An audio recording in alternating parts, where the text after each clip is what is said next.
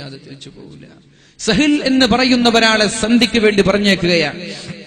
സഹിൽ എന്ന് പേരുള്ള ഒരു മുശ്രിക്കിനെ നബി തങ്ങളുമായി സന്ധി ചെയ്യാൻ. എന്താണ് സന്ധി?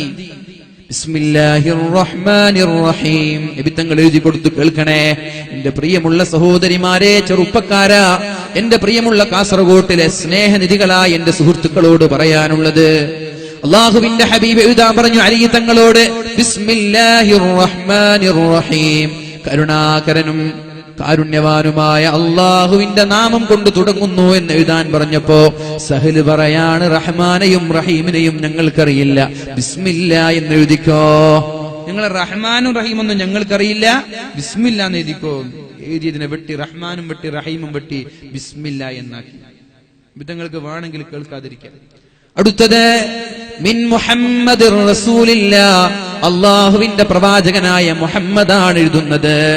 മിൻ മുഹമ്മദ് ബിൻ അബ്ദില്ലാ എന്നെഴുതിയാൽ മതി, റസൂലുള്ളാ എന്നത് വേണ്ട. നിങ്ങൾ റസൂലാണെന്നുള്ള വിശ്വാസം ഞങ്ങൾക്കുണ്ടെങ്കിൽ ഞങ്ങൾ നിങ്ങൾ കൂടെ വരൂലേ? നിങ്ങൾ പ്രവാചകനാണെന്ന് ഞങ്ങൾക്ക് വിശ്വാസമില്ല, അതുകൊണ്ട് മിൻ മുഹമ്മദ് റസൂലില്ലാ എന്ന് വേണ്ട, മുഹമ്മദ് ബിൻ അബ്ദില്ലാ എന്ന് എഴുതിയാൽ മതി. അലിയിനോട് വെട്ടാൻ പറഞ്ഞപ്പോ, ആ റസൂലുള്ളാ എന്നത് വെട്ടാൻ പറഞ്ഞപ്പോ അലി തങ്ങളുടെ കൈകൾക്ക് ധൈര്യം വന്നില്ല. എങ്ങനെയാണ് റസൂലുള്ളാ എന്നൊരു പദം വെട്ടിപ്പോകുന്നത്? ഹബീബിനോട് സ്നേഹമുള്ള ഒരാൾക്ക് എങ്ങനെയാണ് റസൂലുള്ളാ എന്ന് പറഞ്ഞ വാക്കിന്റെ മുകളിൽ പേന കൊണ്ട് എഴുതാൻ പറ്റുന്നത്? അലി പറഞ്ഞു, നബിയെ എനിക്ക് പറ്റൂല, നബിയെ എനിക്ക് പറ്റൂല. അവസാനം അള്ളാഹുവിന്റെ ഹബീബ് നിർബന്ധിപ്പിച്ചപ്പോ മഹാനായ അലി തങ്ങൾക്ക് വെട്ടേണ്ടി വന്നു. എന്നിട്ട് തീരുമാനം എന്താ?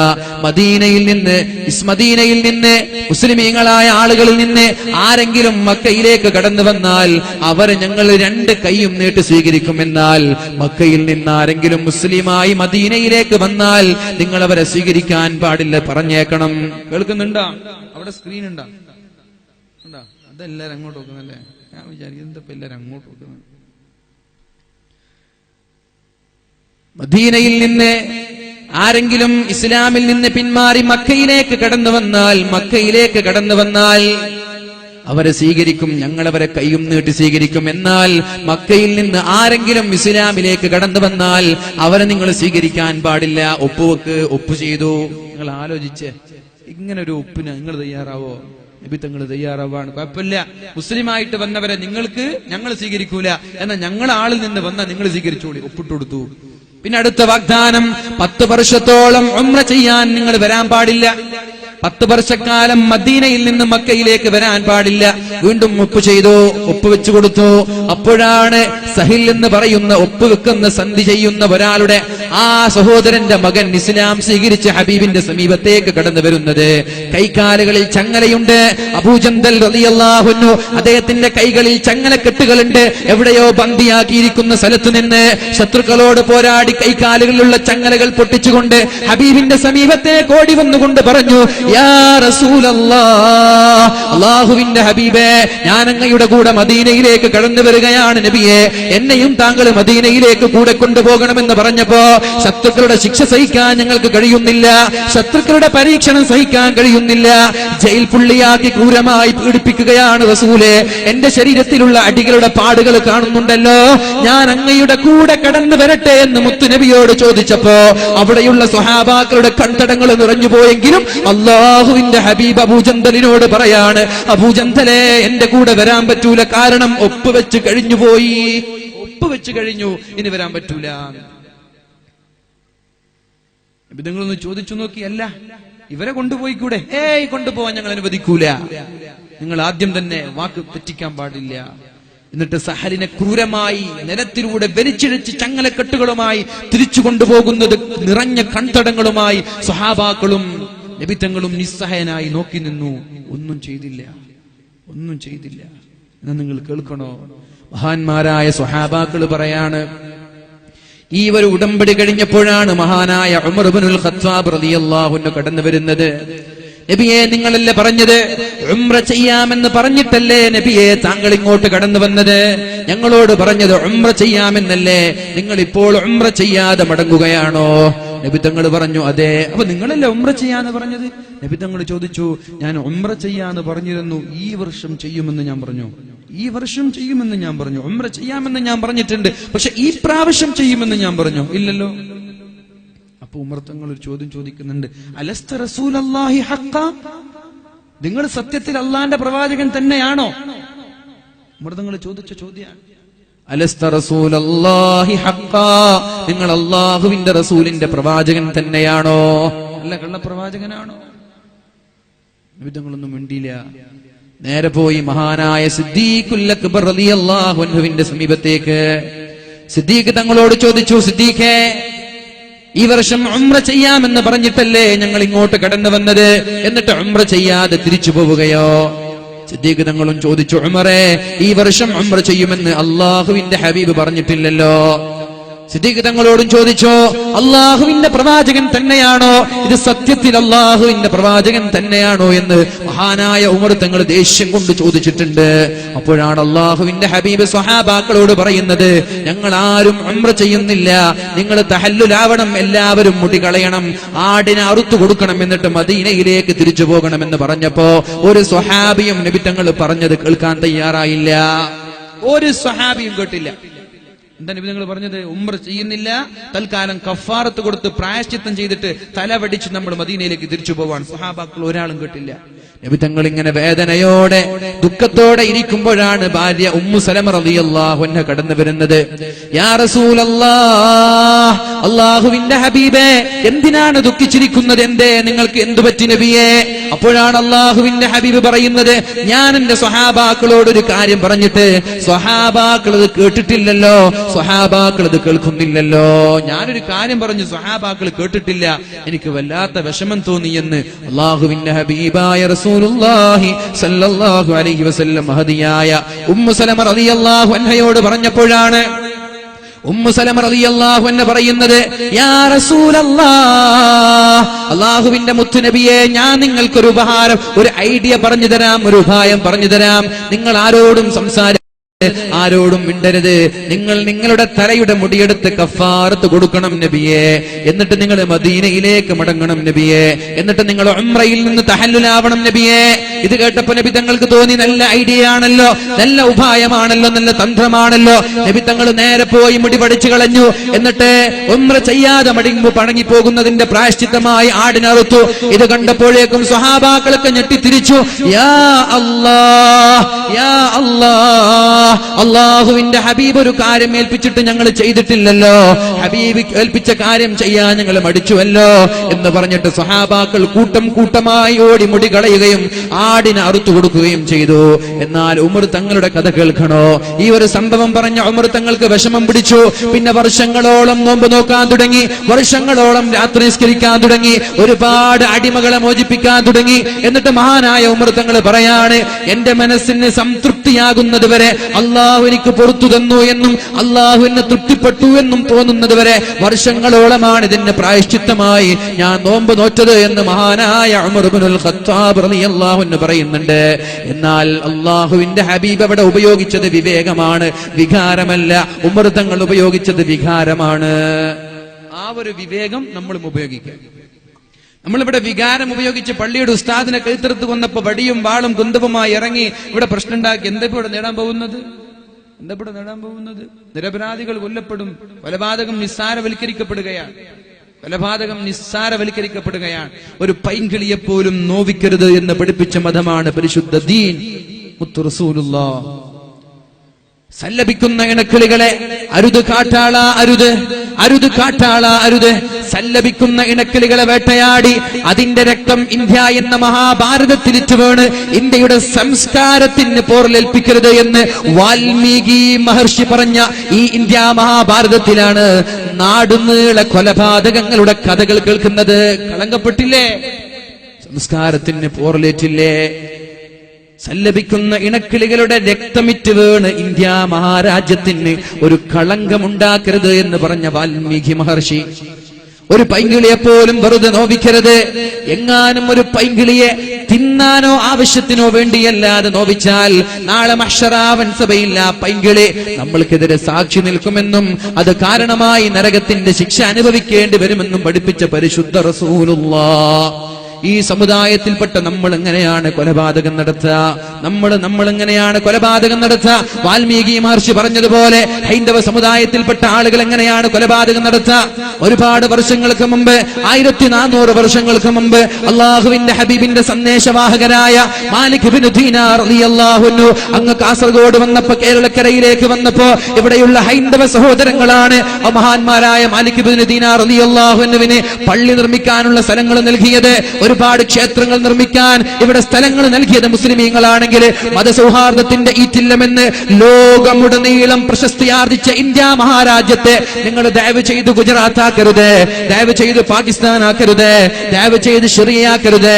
എനിക്ക് പറയാനുള്ളത് നിയമപാലകരോടാണ്. നിങ്ങൾ കാക്കി അണിയുന്ന സമയത്ത്, വക്കീലന്മാർ ഗൗൺ അണിയുന്ന സമയത്ത് നിങ്ങൾ എടുക്കേണ്ട ഒരു പ്രതിജ്ഞയുണ്ട്. പ്രത്യേകമായ സമുദായത്തോടൊരു ഫേവർ ഉണ്ടാവാൻ പാടില്ല, പ്രത്യേകമായ വിഭാഗത്തോട് താല്പര്യം ഉണ്ടാവാൻ പാടില്ല. നിയമം നിയമത്തിന്റെ വഴിയിലാവണം. ഒരാളോടും പ്രത്യേകമായ പ്രീതി. ചില ആളുകൾക്ക് പ്രത്യേകമായ നിയമം, ചില ആളുകൾക്ക് പ്രത്യേകമായ നിയമം. മുസ്ലിമീങ്ങൾക്ക് മാത്രം സംവരണം ചെയ്യപ്പെട്ട UAPA. എന്നാൽ മറ്റു ചില ആളുകൾ എന്ത് ചെയ്താലും അവരെ ഡമ്മി പ്രതികളെ കൊണ്ടുവന്ന് അവരെ സംരക്ഷിക്കുന്ന ഒരു സംവിധാനം നമ്മുടെ നാട്ടുകാരായ നിയമപാലകർ തുടങ്ങിയാൽ ഇതിന്റെ ദൂരവ്യാപകമായ ഭവിഷ്യത്ത് അനുഭവിക്കേണ്ടത് നിങ്ങൾ തന്നെയാണെന്ന് മറന്നു പോകരുത്. ഇത് പാകിസ്ഥാനായി മാറും. പിന്നെ സ്കൂളിൽ ബോംബ് സ്ഫോടനങ്ങൾ, മക്കളെ സ്കൂളിൽ പറഞ്ഞയച്ചതാണ്. അവിടെയുണ്ട് ചാവേർ സ്ഫോടനങ്ങൾ. അങ്ങാടിയിലേക്ക് ഫ്രൂട്ട്സ് വാങ്ങാൻ വന്നതാണ്, ചാവേർ സ്ഫോടനം. അവിടെ അമ്പലത്തില് ഒന്ന് പൂജിക്കാൻ പോയതാണ്, അവിടെയും ബോംബ് സ്ഫോടനം. പള്ളിയിലേക്ക് പെരുന്നാൾ നിസ്കരിക്കാൻ വന്നതാണ്, അവിടെയും ബോംബ് സ്ഫോടനം. ഇതൊക്കെയാണ് പാകിസ്ഥാനിൽ നിന്ന് കേൾക്കുന്നത്. ദയവ് ചെയ്ത് നമ്മുടെ ഇന്ത്യ മഹാരാജ്യത്തെ, കാസർഗോഡിനെ, കേരളത്തെ ഒരു പാകിസ്ഥാനാക്കി മാറ്റരുത്.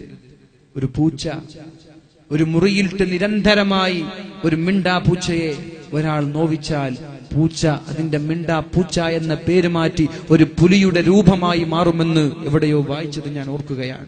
നിരപരാധികളായ ആളുകളെ വളരെ ക്രൂരമായിട്ടും നിഷ്ഠൂരമായിട്ടും പള്ളികളിലും മിമ്പറുകളിലും മിനാരങ്ങളിലും കയറി വളരെ നിഷ്ഠൂരമായി കൊല ചെയ്യപ്പെടുമ്പോ അവരെ സംരക്ഷിക്കുന്ന ഒരു തീരുമാനം നമ്മുടെ നിയമപാലകരിൽ നിന്നുണ്ടാവാൻ പാടില്ല. നിങ്ങൾക്ക് വിശ്വാസമുണ്ട്, ഞങ്ങൾ നിങ്ങളെ പ്രതീക്ഷിക്കുകയാണ്. നമ്മുടെ നാട്ടിൽ സമാധാനം നിലനിൽക്കണം. അതുകൊണ്ട് എന്റെ പ്രിയപ്പെട്ട ചെറുപ്പക്കാരോട് പറയുന്നത്, അള്ളാഹുവിന്റെ ഹബീബ് അവിടെ വിവേകം കൊണ്ട് പ്രവർത്തിച്ചപ്പോ 2 വർഷം കൊണ്ട് മക്ക മുഴുവനും ഒരു ചോര പോലും ഇറ്റു വീഴാതെ നബി തങ്ങളുടെ കൈകളിലേക്ക് കടന്നു വന്നു. സ്വഹാബാക്കൾ പറയാണ്, ഫതഹു മക്ക, മക്കയിൽ അല്ലാഹുവിന്റെ ഹബീബും സ്വഹാബാക്കൾക്കും മക്ക വിജയമുണ്ടായത് സത്യത്തിൽ മക്ക വിജയം അന്നല്ല ഉണ്ടായത്. ഹുദൈബിയ സന്ധി നടന്നപ്പോ അല്ലാഹുവിന്റെ ഹബീബ് വികാരത്തിന് അടിമപ്പെടാതെ വിവേകം കാണിച്ചതുകൊണ്ടാണ് മക്കത്തുൽ ഫതഹ്, വിശാലമായ മക്ക എന്ന നാട് അല്ലാഹുവിന്റെ ഹബീബിന് തിരിച്ചു ലഭിക്കാനുള്ള കാരണം അന്നത്തെ ക്ഷമയായിരുന്നു, സംയമനമായിരുന്നു എന്ന് മഹാന്മാരായ സ്വഹാബാക്കൾ പഠിപ്പിക്കുമ്പോ, എന്റെ പ്രിയപ്പെട്ട ചെറുപ്പക്കാരാ, എന്റെ പ്രിയപ്പെട്ട കാസർഗോട്ടിലുള്ള സ്നേഹനിധികളായ സുഹൃത്തുക്കളെ, എനിക്ക് പറയാനുള്ളത് സംയമനമാണ് നമ്മുടെ ആയുധം. നമ്മുടെ ആയുധം ക്ഷമയാണ്. അള്ളാഹുവിനോട് ദുആ ചെയ്യലല്ലാതെ പരിഹാരമില്ല.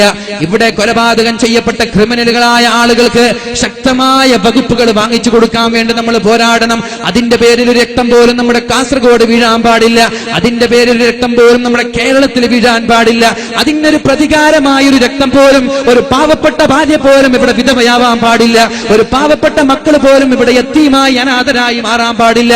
എന്തിനാണ് ആരെയൊക്കെ കൊലപ്പെടുത്തിയിട്ട് എന്ത് നേട്ടമാണ് നമ്മൾക്ക് ലഭിക്കാൻ പോകുന്നത്? ഒരുപാട് അനാഥമാർ, ഒരുപാട് വിധവമാർ, ഒരുപാട് ഉപ്പയില്ലാത്ത മക്കൾ, മക്കളില്ലാത്ത ഉപ്പമാർ ലോകത്തിന്റെ കണ്ണുനീര് കുടിച്ചിട്ട് എന്ത് നേട്ടമാണ് നമ്മൾക്കുള്ളത്? പക്ഷേ എനിക്ക് പറയാനുള്ളത്, ക്രിമിനലുകളായ ആളുകളെ സംരക്ഷിച്ചിട്ട് ഒരുപാട് ഡമ്മികളെ ഇറക്കിയിട്ട് ക്രിമിനലുകളെ സംരക്ഷിക്കുന്ന സംവിധാനം ഇനിയും നമ്മുടെ നാടുകളിൽ തുടർന്നാൽ ഇതിന്റെ സൈഡ് എഫക്റ്റായി, ഇതിന്റെ ദൂരവ്യാപകമായ ഭവിഷ്യത്തുകൾ ഇനി വരാനിരിക്കുന്ന വർഷങ്ങളിൽ നമ്മുടെ നാടുകളിൽ ഉണ്ടായാൽ ആരൊക്കെയാണോ ഇതിനൊത്താശ ചെയ്യുന്നത്, ആരൊക്കെയാണോ ഇവരെ സംരക്ഷിക്കുന്നത്, ആരൊക്കെയാണോ അവർ വാദിക്കുന്നത്, അവരുടെ വീടിൽ പോലും സ്വസ്ഥതയോടെ കിടന്നുറങ്ങാൻ പറ്റൂല.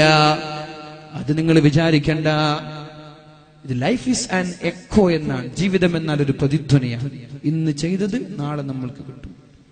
ഉപ്പ് തിന്നവൻ വെള്ളം കുടിക്കുമെന്നതിൽ സംശയമില്ല. വർഗീയ ചിന്തകൾ ഉണ്ടാക്കി 4 വോട്ടിന് വേണ്ടി മുസ്ലിമിനെയും ഹിന്ദുവിനെയും സ്പർദ്ധയുണ്ടാക്കി ഭിന്നിപ്പിക്കാൻ ശ്രമിക്കുന്ന ആളുകളോട് പറയാനുള്ളത്, എന്തിനാണ് ഈ ആഭാസങ്ങൾ കാട്ടിക്കൂട്ടുന്നത്? ഒന്ന് നിർത്താനുള്ള സമയമായിട്ടില്ലേ? എന്തിനാണ് പാവപ്പെട്ട ഉമ്മമാരുടെ കണ്ണുനീര് കുടിക്കുന്നത്? നിർത്താനുള്ള സമയമായിട്ടില്ലേ? എന്ത് നേട്ടമാണ് ഒരു പാവപ്പെട്ട ഉസ്താദിന്റെ ചോര കൊണ്ട് എന്ത് നേട്ടമാണ് നിങ്ങൾക്കുണ്ടായത്? ഞാൻ പറയട്ടെ, നമ്മുടെ കേരളത്തിൽ ഈ അടുത്തൊരു കൊലപാതകം നടന്നു. കാസർഗോഡ് ജില്ലയിലല്ല, വേറൊരു ജില്ലയിൽ. ആ കൊലപാതകം നടന്ന പ്രതികൾ പിടിക്കപ്പെട്ടപ്പോ 1 മാസം കൊണ്ട് ജാമ്യത്തിലിറങ്ങുകയുണ്ടായി. കേൾക്കണോ, 7 പ്രതികളിൽ 5 പേരും അപകടം കൊണ്ട് മരിച്ചുപോയി. ഈ അടുത്ത് നടന്നൊരു കൊലപാതകം, ഒരാൾ സൂയിസൈഡ് ചെയ്തു, ഒരാൾ കാർ ആക്സിഡന്റിൽ പെട്ടു, ഒരാൾ ബിൽഡിങ്ങിന്റെ മുകളിൽ നിന്ന് താഴെ വീണ് മരിച്ചു. അങ്ങനെ 5ഓളം ആളുകൾ വ്യത്യസ്തമായ കാരണങ്ങളാൽ മരിച്ചുപോയത് നമ്മുടെ കൺമുന്നിൽ തെളിവുണ്ടാകുമ്പോൾ നമ്മൾക്ക് ദുആ ചെയ്യാം സർവശക്തനായ അള്ളാഹുവിനോട്. അള്ളാഹുവേ, ഈ ക്രിമിനലുകളെ നീ നശിപ്പിക്കണേ അല്ലാ. സമുദായത്തിന്റെ, നാടിന്റെ ഐക്യവും നാടിന്റെ സമാധാനവും തകർക്കാൻ ശ്രമിക്കുന്ന, ഇതിനു വേണ്ടി ഒത്താശ ചെയ്യുന്നവർ ആരൊക്കെ, അവർ രാഷ്ട്രീയ നേതാക്കളാവട്ടെ, ആരുമാവട്ടെ, അവരെ നീ നശിപ്പിക്കണേ അല്ലാ. അള്ളാഹുവേ, നമ്മുടെ നാട്ടിൽ നീ സമാധാനം നിലനിർത്തണേ അല്ലാ. അതുകൊണ്ട് എന്റെ പ്രിയമുള്ള ചെറുപ്പക്കാരായ എന്റെ സ്നേഹിതന്മാരെ, പള്ളിയിൽ കയറി കൊലപാതകം നടത്തുന്നത് നമ്മെ പ്രകോപിപ്പിക്കാനാണ്. ഉസ്താദുമാരെ വെട്ടുമ്പോഴേക്കും ഒരു മനുഷ്യന്റെ വികാരമുണരും. അതിന്റെ പേരിൽ നമ്മൾ അമ്പലങ്ങളിലേക്ക് കയറും. അരുത്, അരുത്. ഇത് ഇസ്ലാം പഠിപ്പിച്ച സംസ്കാരമല്ല.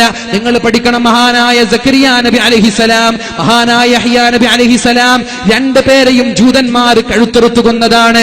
എങ്ങനെ? ഓടിപ്പോകുന്ന മഹാനായ സക്കരിയ നബി അലൈഹിസ്സലാം ഒരു മരത്തിന്റെ അകത്തളങ്ങളിലേക്ക് കയറിയപ്പോ അദ്ദേഹത്തിന്റെ ശരീരം 2 കഷ്ണമായി ഈർച്ചവാൾ കൊണ്ട് ഈർന്നുകൊണ്ട് വധിച്ചിട്ടുണ്ട് ജൂതന്മാരായ ആളുകൾ. അതുകൊണ്ട് ഇങ്ങനെയുള്ള പരീക്ഷണങ്ങൾ കാണുമ്പോൾ ദയവ് ചെയ്ത് വെപ്രാളപ്പെടരുത്. പരീക്ഷണം കൊണ്ടേ സ്വർഗത്തിലേക്ക് കടന്നെത്താൻ, സ്വർഗം കരസ്ഥമാക്കാൻ പറ്റുകയുള്ളൂ. അല്ലാഹു തആല പരിശുദ്ധമായ ഖുർആനിൽ നമ്മോട് പറയുന്നുണ്ട്, പഴയകാല പ്രതാപം ഞാൻ നിങ്ങൾക്ക് തിരിച്ചു തരാം. പഴയകാല പ്രതാപം ഞാൻ നിങ്ങൾക്ക് തിരിച്ചു തരാം. പക്ഷെ ഒരു ഡിമാൻഡ് ഉണ്ട്. ആരും നിങ്ങളെ ഫോക്കസ് ചെയ്യൂല. നിങ്ങൾ അറ്റാക്ക് ചെയ്യാനും, നിങ്ങൾ ആക്രമിക്കാനും, നിങ്ങൾ എതിർക്കാൻ ഒരാളുണ്ടാവൂല. ബാങ്ക് വിളിക്കുമ്പോ മടക്കി കുത്തിയിരുന്ന ഹൈന്ദവ വിശ്വാസികൾ ഒന്ന് മടക്കുത്തി താഴ്ത്തി വെച്ചിരുന്ന കാലം നമ്മുടെ കേരളത്തിൽ ഉണ്ടായിട്ടുണ്ട്. ബാങ്ക് വിളിക്കുന്ന സമയത്ത് വീട്ടിൽ ജോലി ചെയ്യുന്ന ഹൈന്ദവ വിശ്വാസികൾ ജോലി നിർത്തി മിണ്ടാതെ ഓച്ചാനിച്ച് നിന്ന സമയം നമ്മുടെ കേരളത്തിൽ ഉണ്ടായിട്ടുണ്ട്. അമ്പൃന്തങ്ങളുടെയും കോന്തുനായരുടെയും മണ്ണാണിത്. സാമൂതിരിയുടെയും മാങ്ങാട്ടച്ചന്റെയും കുഞ്ഞായി മുസ്ലിയാരുടെയും നാടാണിത്. ഇവിടെയുള്ള ഐക്യവും അഖണ്ഡതയും തകർക്കപ്പെടരുത്. അതിനുവേണ്ടി നമ്മൾ പോരാടണം. പക്ഷേ നിയമത്തിന് വേണ്ടി നമ്മൾ വിശ്രമമില്ലാതെ അധ്വാനിക്കണം. രാഷ്ട്രീയ നേതാക്കൾ ഈ വേദിയിലോ സദസ്സിലോ ഉണ്ടെങ്കിൽ അവരോട് പറയാൻ, ഈ ക്രിമിനലുകളായ ആളുകളെ സംരക്ഷിക്കുന്ന ഒരു സംവിധാനം ഇനി ഉണ്ടാവാൻ പാടില്ല. ഞാൻ ചോദിക്കട്ടെ, പീഡനങ്ങൾ നടക്കുന്നുവെങ്കിൽ ഏറ്റവും കൂടുതൽ നടക്കേണ്ടത് UAE-യിലാണ്. GCC രാഷ്ട്രങ്ങളിൽ, യൂറോപ്പിലൊന്നും സഞ്ചരിച്ചിട്ടില്ല, അതുകൊണ്ട് അറിയില്ല അവിടുത്തെ കഥ എന്ത്. കുപ്പായം അഴിച്ചിട്ട് നടക്കുന്ന ഒരു ടീം ഏറ്റവും കൂടുതൽ UAE-യിലാണ്, അല്ലെ?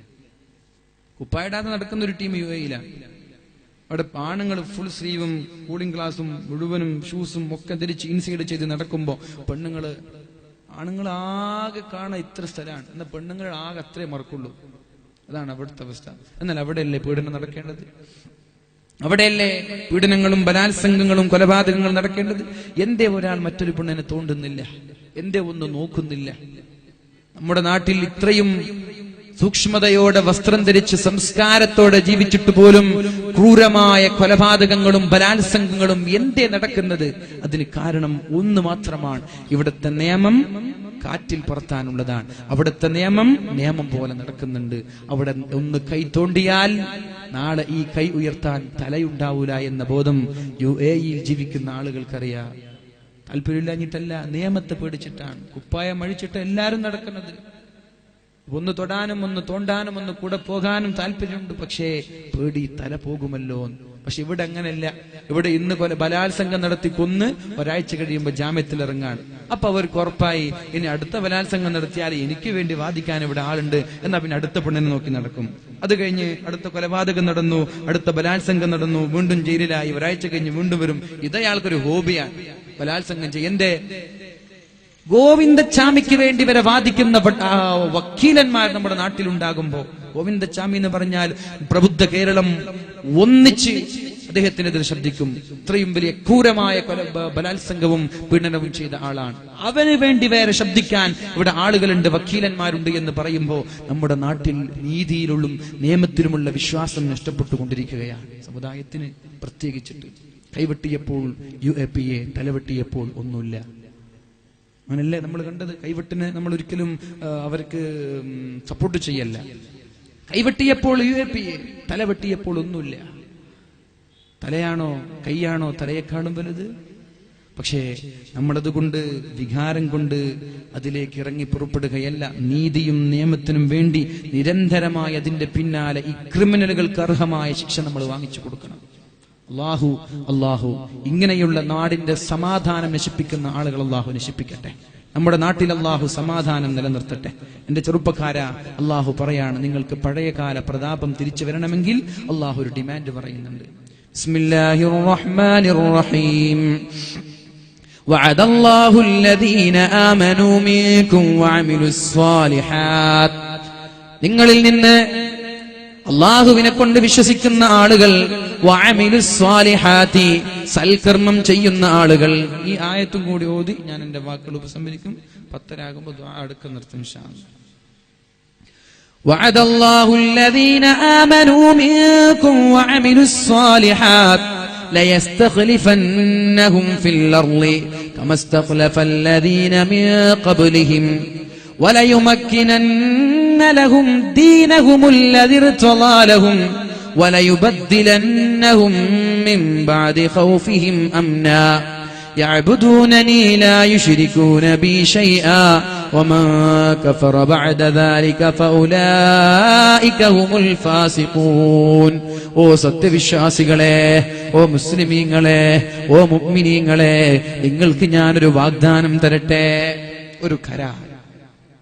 വഅദല്ലാഹു അല്ലദീന ആമനൂ മിൻകും, നിങ്ങളിൽ നിന്ന് അല്ലാഹുവിനെ കൊണ്ട് വിശ്വസിച്ച ആളുകൾക്ക് ഞാനൊരു വാഗ്ദാനം നൽകുകയാണ്. വഅമിലുസ് സ്വാലിഹാത്ത്, സൽപ്രവർത്തനങ്ങൾ മാത്രം ചെയ്ത് ജീവിക്കുന്ന ആളുകൾക്ക് ഞാനൊരു വാഗ്ദാനം നൽകട്ടെ. എന്താണ് വാഗ്ദാനം?